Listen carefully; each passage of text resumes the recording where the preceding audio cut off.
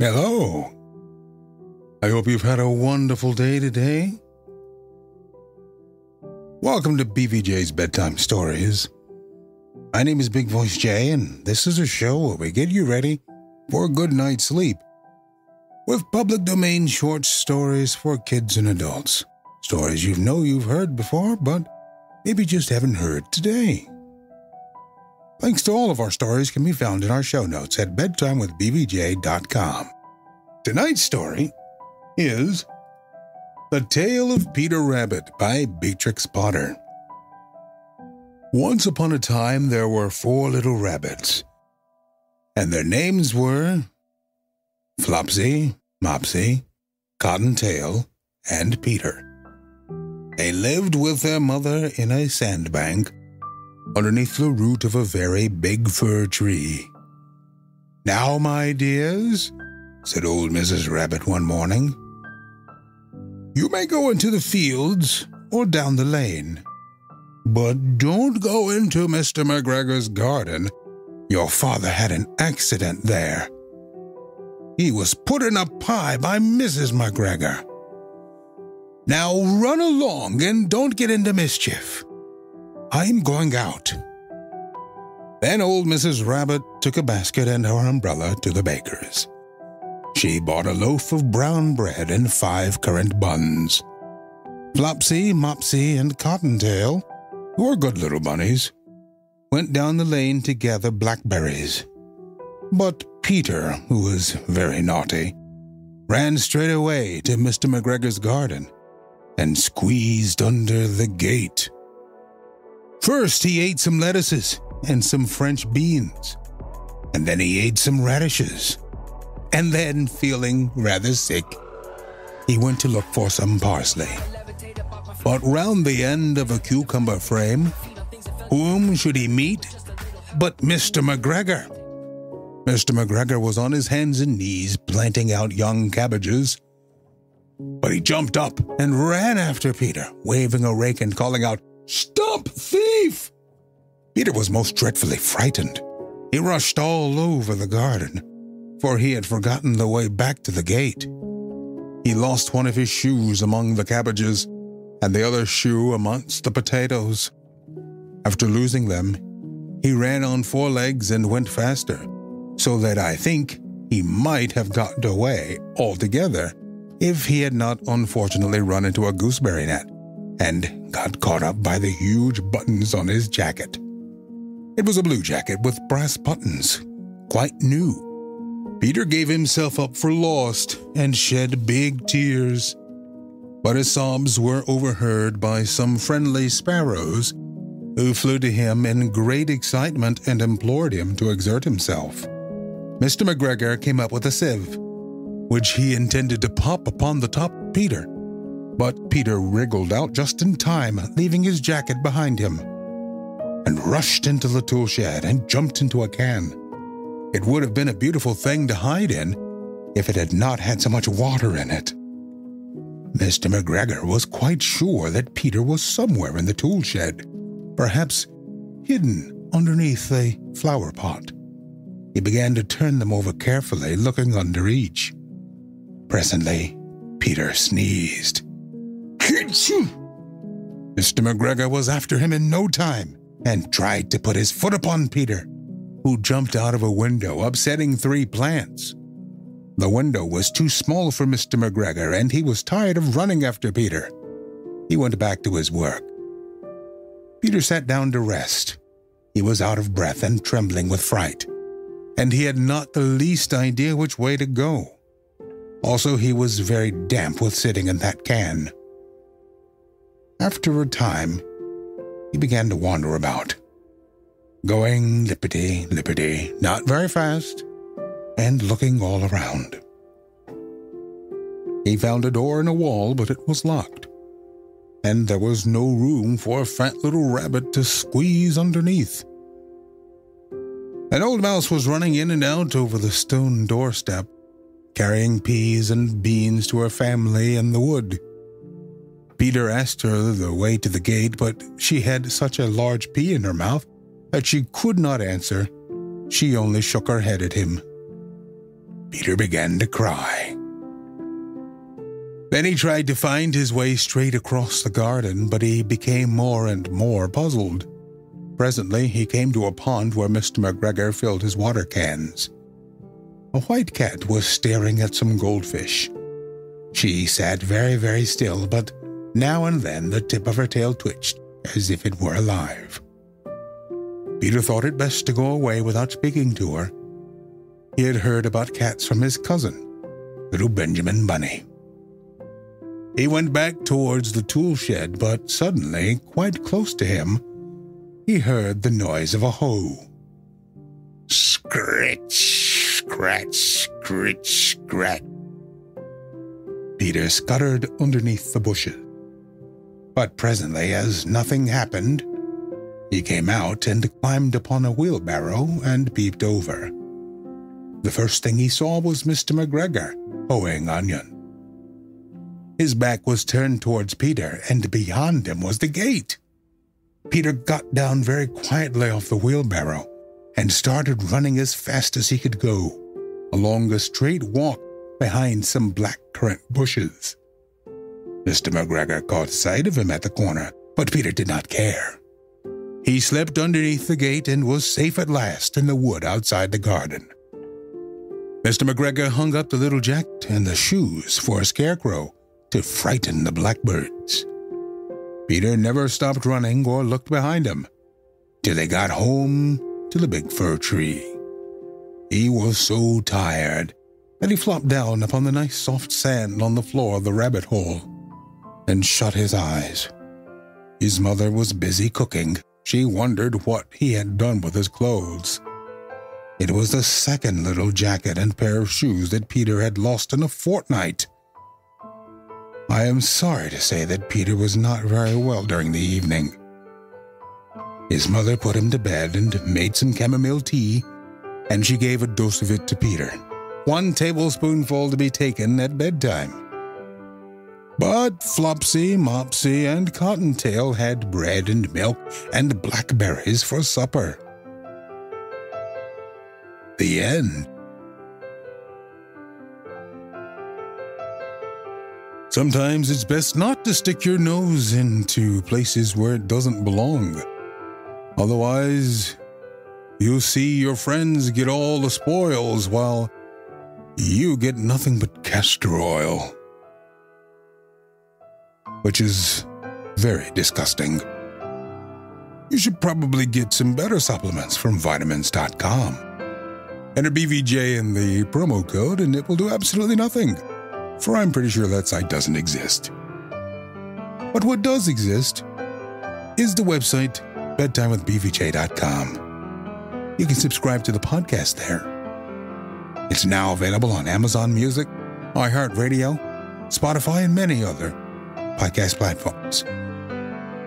All the stories we're hearing tonight are available in the show notes at bedtimewithbvj.com. Our next story is by the brothers Grimm, The Elves and the Shoemaker. A shoemaker, by no fault of his own, had become so poor that at last he had nothing left but leather for 1 pair of shoes. So in the evening he cut out the shoes which he wished to begin to make the next morning, and as he had a good conscience, he lay down quietly in his bed, commended himself to God, and fell asleep. In the morning, after he had said his prayers and was just going to sit down to work, the 2 shoes stood quite finished on his table. He was astounded and knew not what to say to it. He took the shoes in his hands to observe them closer, and they were so neatly made that there was not one bad stitch in them, just as if they were intended as a masterpiece. Soon after, a buyer came in, and as the shoes pleased him so well, he paid more for them than was customary, and with the money the shoemaker was able to purchase leather for 2 pairs of shoes. He cut them out at night, next morning was about to set to work with them with fresh courage.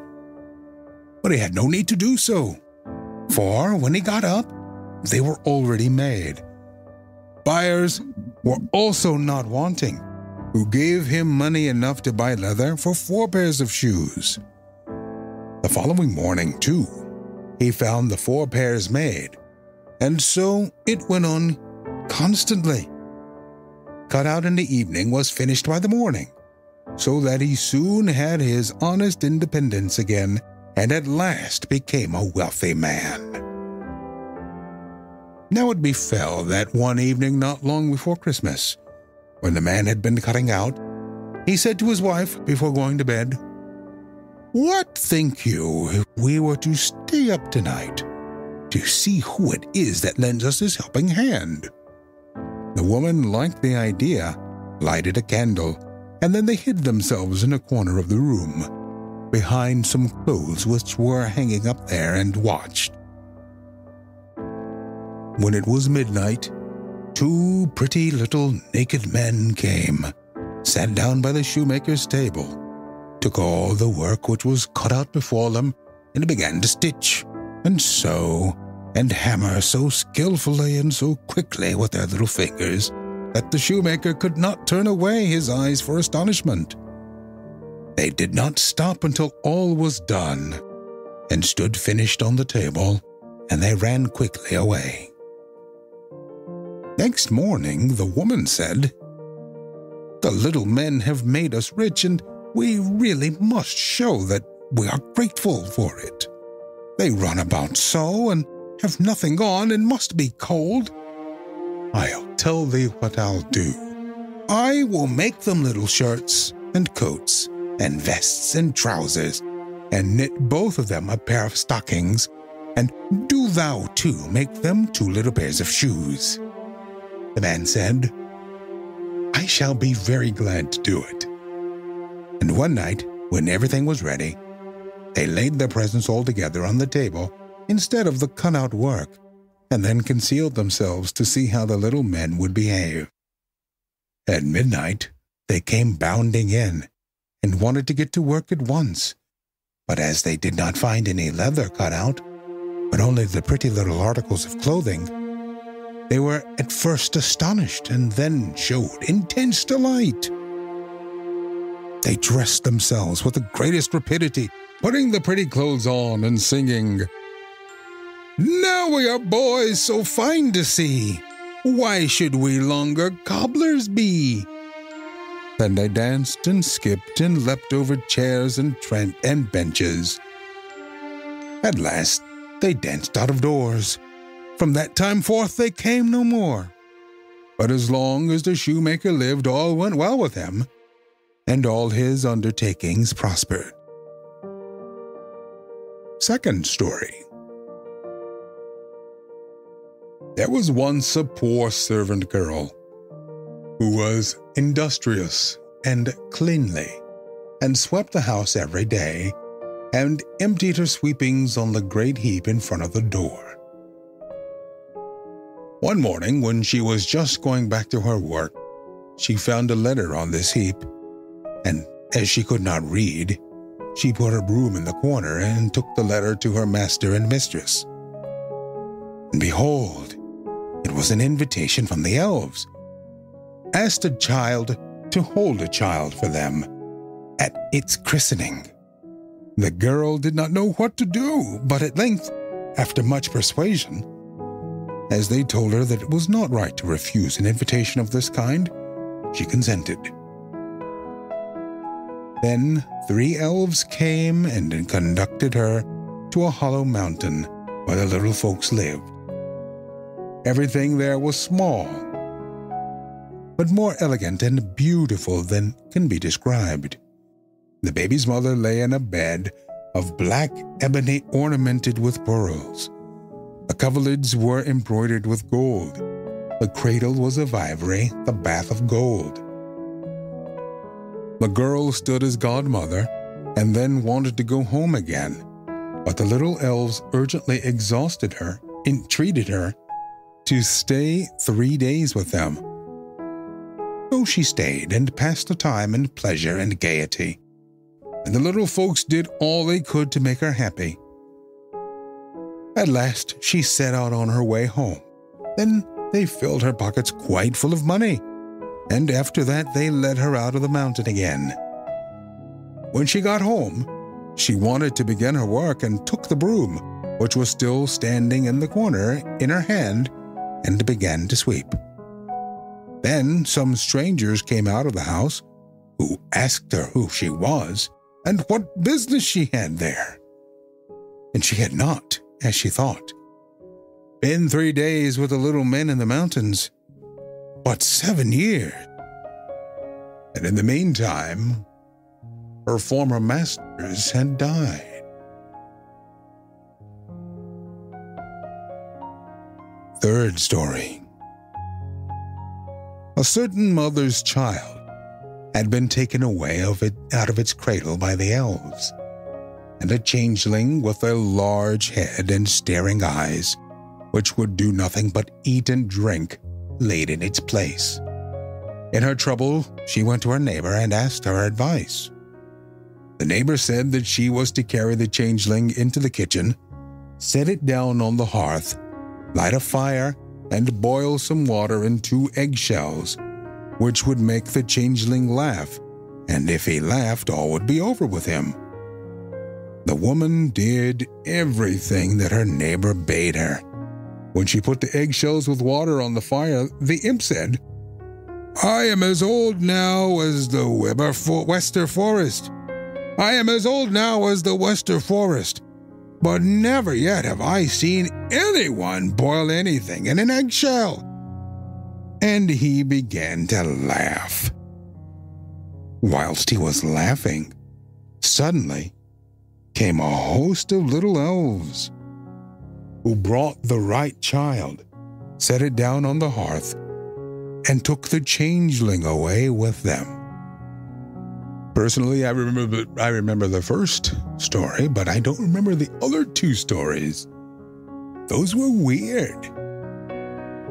Sort of a DVD extra. Guys, remember DVDs? Those were awesome. You know what else is awesome? This podcast. It's now available on Amazon Music, iHeartRadio, and Spotify. Certain episodes are available live on Twitch at twitch.tv/BigVoiceJ. Remember to subscribe at bedtimewithbvj.com. We have one more story here.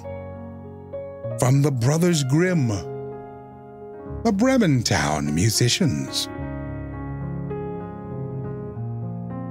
A certain man had a donkey, which had carried the corn sacks to the mill indefatigably for many a long year. But his strength was going, and he was growing more and more unfit for work. Then his master began to consider how he might best save his keep. But the donkey, seeing that no good wind was blowing, ran away and set out on the road to Bremen. There, he thought, I can surely be town musician. When he had walked some distance, he found a hound laying on the road, gasping like one who had run till he was tired. "What are you gasping so for, you big fellow?" asked the donkey. "Me," replied the hound, "as I am old and daily grow weak, and can no longer hunt. My master wanted to kill me, so I took to flight. But now, how am I to earn my bread?" "I'll tell you what," said the donkey. "I am going to Bremen, and shall be town musician there. Go with me and engage yourself also as a musician. I will play the lute, and you shall beat the kettle drum." The hound agreed, and on they went. Before long, they came to a cat sitting on the path, with a face like 3 rainy days. "Now then, old shaver, what has gone askew with you?" asked the donkey. "Who can be merry when his neck is in danger?" answered the cat. "Because I am now getting old, and My teeth are worn to stumps, and I prefer to sit by the fire and spin, rather than hunt about for mice. My mistress wanted to drown me, so I ran away. But now good advice is scarce. Where am I to go? Go thus to Bremen. You understand night music? You can be a town musician. The cat thought well of it and went with them. After this, the three fugitives came to a farmyard, where the cock was sitting upon the gate, crowing with all his might. "Your crow goes through and through one," said the donkey. "What is the matter?" "I have been foretelling fine weather, because it is the day on which Our Lady washes the Christ child's little shirts, and wants to dry them," said the cock. "But guests are coming for Sunday, so the housewife has no pity, and has told the cock that she intends to eat me in the soup tomorrow, and this evening I am to have my head cut off. Now I am crowing at full pitch while I can." "Ah, but Redcombs," said the donkey, "you'd better come away with us. We're going to Bremen. You can find something better than death everywhere. You have a good voice, and if we make music together, it must have some quality." The cock agreed to this plan, and all four went on together. They could not, however, reach the city of Bremen in one day, and in the evening they came to a forest where they meant to pass the night. The donkey and the hound laid themselves down under a large tree. The cat and the cock settled themselves in the branches, but the cock flew right to the top, where he was most safe. Before he went to sleep, he looked round on all four sides and thought he saw in the distance a little spark burning, so he called out to his companions that there must be a house not far off, for he saw a light. The donkey said, "If so, we'd better get up and go on, for the shelter here is bad." The hound thought that a few bones with some meat on would do him very, very good too.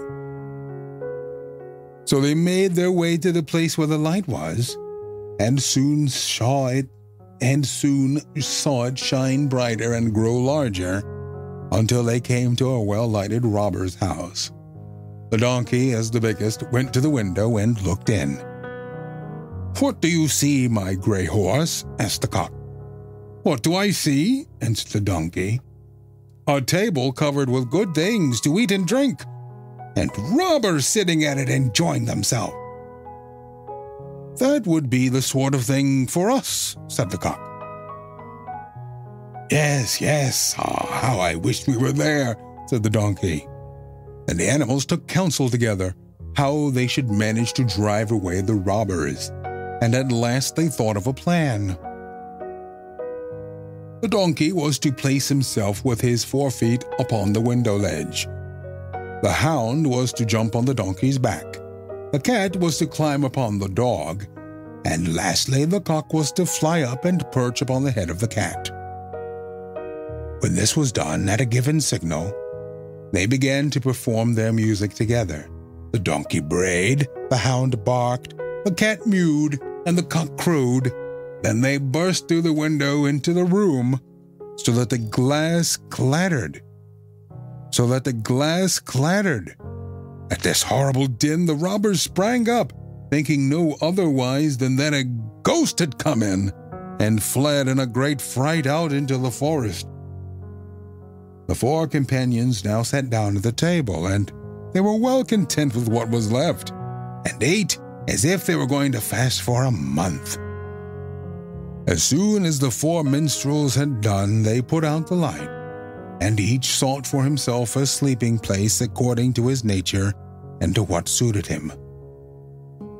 The donkey laid himself upon some straw in the yard, the hound behind the door, the cat upon the hearth near the warm ashes, and the cock perched himself upon a beam of the roof, and being tired from their long walk, they soon went to sleep.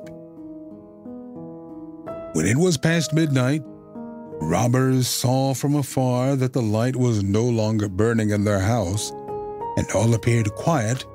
The captain said, "We ought not to have let ourselves be frightened out of our wits," and ordered one of them to go and examine the house. The messenger, finding all still, went into the kitchen to light a candle, and taking the glistening fiery eyes of the cat for live coals, he held a lucifer match to them to light it. But the cat did not understand the joke and flew in his face, spitting and scratching. He was dreadfully frightened and ran to the back door. But the dog who lay there, who sprang up and bit his leg, and as he ran across the yard by the straw heap, the donkey gave him a smart kick with his hind foot.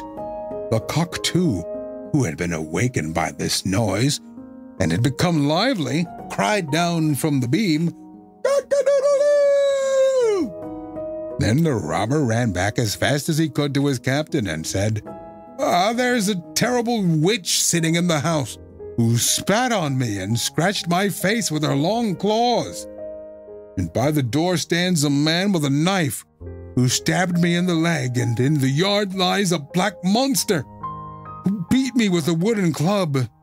And above, upon the roof, sits the judge, who called out, 'Bring the rogue here to me!' So I got away as fast as I could." After this, the robbers did not trust themselves in the house again. But it suited the four musicians of Bremen so well that they did not care to leave it any more. And the mouth of him who last told this story is still warm. Sometimes when you go out to make your way in the world, you find something better than you thought you were going to get. And maybe that's the best thing for you. What's best for us is that we continue this podcast another time. Those are the end of tonight's stories. Do you want more? Or do you have a story you'd like me to read? You can email me, bigvoicej@gmail.com. New stories release every Monday to Friday at 10 p.m. Eastern. Select episodes are available for viewing at twitch.tv/BigVoiceJ. This podcast is now available on Amazon Music, iHeartRadio, and Spotify. Tell everybody. Subscribe and review the podcast at bedtimewithbvj.com. Thanks so much for listening.